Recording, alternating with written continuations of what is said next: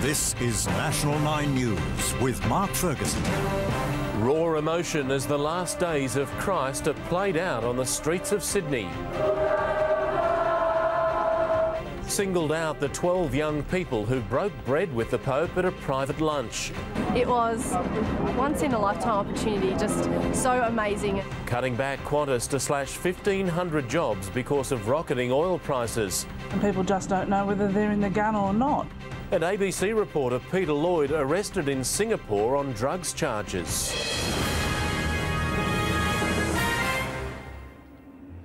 Good evening and welcome once again to a special edition of 9 News live from St Mary's Cathedral. Quite literally, it's been a day of biblical proportions here in Sydney. The story of Jesus Christ's last days told through the Stations of the Cross, one of the foundations of Catholic worship. The reenactment has just come to a close at Barangaroo near Darling Harbour, and that's where Mark Burrows is now. Mark, extraordinary scenes. Absolutely, Mark. There are 13 Stations of the Cross. Here at Barangaroo, the final few stages have just been acted out. The penultimate moments of Jesus Christ's sacrifice and agony took place behind me. Within the last half an hour, the thousands who gathered here have seen the actor who plays Jesus being stripped of his clothing and put on the cross.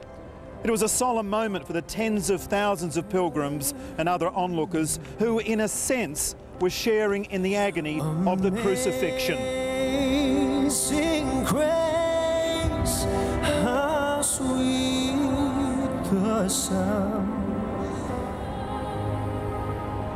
And in the last few minutes, the reenactment reached its final moving scenes. The death of Jesus and his body brought down from the cross.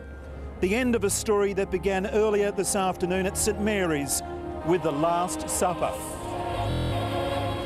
It's called the greatest story ever told, and today it was played out on the streets of Sydney. The Pope emerging from St Mary's Cathedral to watch the first Station of the Cross. Jesus breaking bread with his disciples during the Last Supper. Our Father, who art in heaven, hallowed is thy name. For 27-year-old actor Alfio Stuto, his biggest ever role, playing Jesus in front of the Pope, is not for the faint-hearted.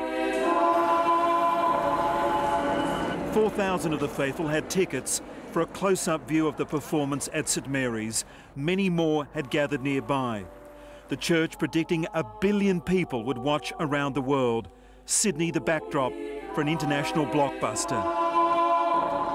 The domain transformed into the Garden of Gethsemane, Jesus confronted with his impending death. And said to them, "The hour has come. Now the Son of Man is to be betrayed into the hands of sinners." Outside the Art Gallery of New South Wales, he stood accused before the religious leaders of Jerusalem. As the actors moved on towards the next Station of the Cross, the spectators left behind were able to watch each step on giant screens. Inside St Mary's, the Pope also watched and reflected. It was invited guests only at the Opera House, where Jesus appeared before Pontius Pilate.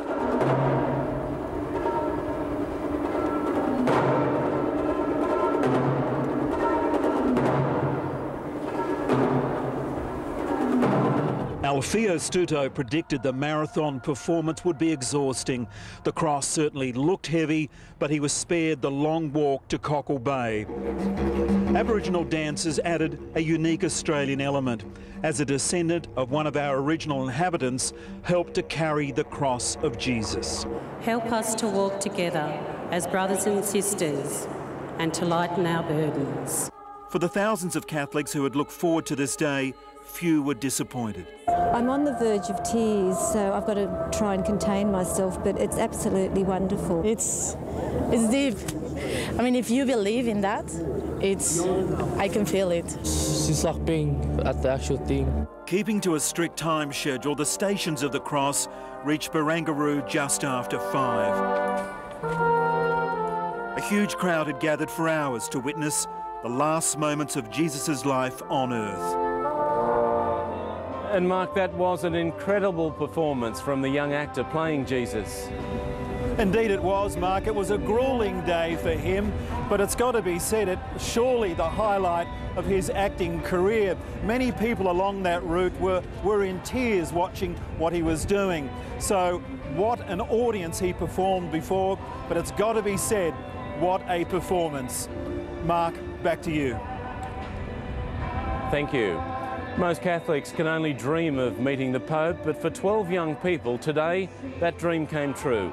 They were chosen for a private lunch with the Pontiff, an opportunity so rare and so precious that many of them were simply overwhelmed. Chance to break bread with the Pope, and these 12 young Catholics must have felt like 12 modern-day disciples. Among them, 21-year-old Aborigine Craig Ashby.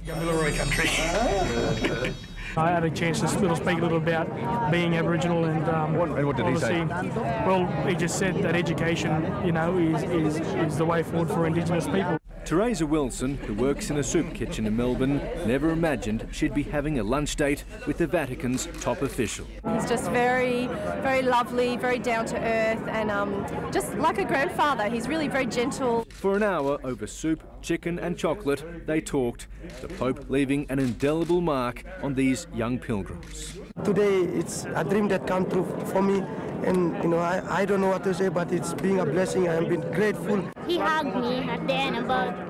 And how's that for you? Well, sorry,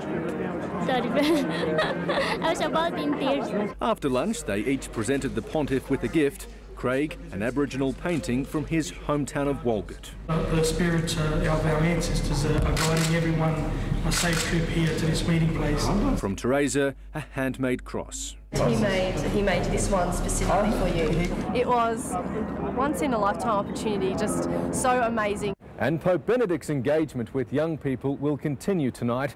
Here at Sacred Heart Church in Darlinghurst, he'll hold a private meeting with 20 disadvantaged Sydney youths. Among them, Lauren Huxley, who says her faith helped her recover after being brutally bashed 2.5 years ago. I'm just going to tell him that it's a pleasure to be in his presence and that I'm so honoured to meet him and I feel so blessed. Daniel Street, 9 News. In a divided world, many look to the Pope to lead the search for unity. This morning, he was doing just that, meeting representatives of many faiths. With me now is reporter Michael Asher. And Michael, it really was a solemn part of the Pope's duties here in Sydney. Certainly was an amazing contrast, wasn't it, Mark, after all of that public excitement yesterday. This morning had a much more serious tone, but it was one of inclusion. The Pope was very keen to reach out to all the leaders of the very different faiths that we have here in Australia. Face to face and faith to faith. A morning spent with the leaders of more than 20 different religions. First, a meeting with senior members of fellow Christian churches. And while they share common values, within these walls were centuries of religious divide.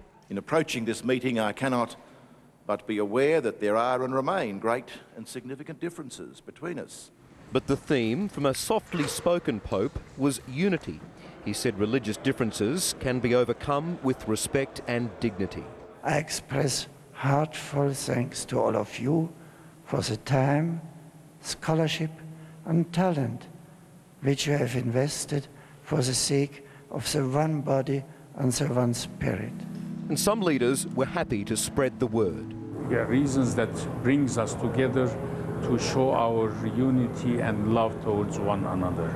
Then in the cathedral's chapter hall, an audience with leaders of other faiths, including Jews, Buddhists and Muslims, the Pope reaching out to them all. The Church eagerly seeks opportunities to listen to the spiritual experience of us religions. Earlier, Benedict XVI was at Government House, where he met Governor Marie Bashir, Lord Mayor Clover Moore, the Premier and his family. A moment that I and the kids will treasure for all our lives. And something for the Emmers to remember their special day, a papal coin and rosary beads. The Premier also asked Pope Benedict to bless the people of New South Wales. Michael, the Pope's voice, it sounded very croaky there. It did. A few of us picked that up today. Croaky, a little breathless, and he was very softly spoken. We put a phone call in to the Vatican spokesman, Federico Lombardi. He confirmed to us that no, the Pope's been taking it easy. He's been very paced this morning, but that he is in excellent health. We understand, though, in speaking around to some of the people who are close to the Pope, Mark, that this is the real Benedict XVI, a little reserved when he's in private company, talking to people directly, a lot more reserved, and that's the way he sounds, but full health for a pretty busy couple of days ahead. Pacing himself. Indeed. Michael, thank you. Thank you. So far, the traffic plan for Sydney has run pretty much like clockwork, but tomorrow there's a major test when up to 500,000 pilgrims move en masse across the city. Damien Ryan is in North Sydney, and Damien, take us through what's going to happen. Yes, Mark, the saying goes, I suppose, all roads lead to Rome, but in Sydney, at least this weekend, all roads will lead to Randwick. From about 5:30 tomorrow morning, pilgrims will head off here from North Sydney, walking across the Harbour Bridge, bound for the racecourse, and of course, they'll be joined by the Pope on Sunday for the main event. The Pope's visit today spread beyond the CBD. Barricades went up on roads around. And from 2 a.m. tomorrow, the paralysis will really set in as the pilgrims are awarded the rare honour of owning the Harbour Bridge for a day. We're relying on the assistance of the Sydney community, who have been wonderful so far. The famous coat hanger will be closed until 5 p.m. as more than 200,000 people embark on a 9-kilometre pilgrimage from North Sydney across the bridge through the city into Surrey Hills, Centennial Park and then Randwick in readiness for Sunday's Papal Mass. Be aware that there are significant road closures, clearways in place in the eastern suburbs. The racecourse itself has been transformed into an outdoor cathedral, and singer Guy Sebastian will be amongst the choir. 500,000 will attend the Mass. Nearly half the congregation will spend tomorrow night sleeping under the stars at Randwick to ensure a seat. It's going to be cold, but we're pilgrims, so we're doing it for Jesus. It's such a privilege. Yeah. Really? Such a privilege. Sleep outside? Yeah, it's an experience that I will never forget.